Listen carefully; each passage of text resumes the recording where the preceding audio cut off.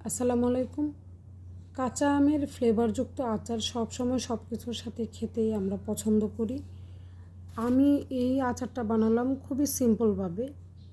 প্রথমে আমি আমটাকে ভালোভাবে ধুয়ে নিলাম, ধুয়ে কুচিয়ে নিলাম, কুচিয়ে সবগুলো পানি আমি ভালোভাবে চেপে সুতির কাপড়ে নিয়ে ফেলে দিলাম। তারপর সেই ঝুড়িটার সাথে আমের যে ঝোড়াটা হয়েছে সেটার সাথে আমি লবণ, চিনি, হলুদ গুঁড়ো মিশিয়ে দিলাম। এবার আমি একটি কড়াইতে সরিষার তেল ভালোভাবে গরম করে সেখানে পাঁচফোড়ন দিয়ে দিলাম, রসুন দিলাম এবং শুকনো মরিচ দিলাম। শুকনো মরিচটা এবং রসুনটা ভালোভাবে ভাজা হয়ে গেলে তারপর আমি সেটা চুলাটা অফ করে দিলাম ঠান্ডা হওয়া পর্যন্ত। এবার আমি আমের ঝোড়োটার সাথে কাসুন্দি মাখিয়ে নিলাম।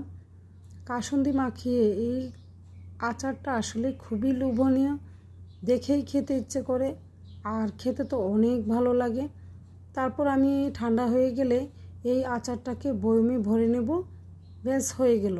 এটা কিন্তু আপনারা যে কোনো, এটি কিন্তু ভুনা খিচুড়ি বলেন, নরম খিচুড়ি বলেন বা এমনি বলেন, যে কোনো কিছুর সাথে খাওয়া যায়।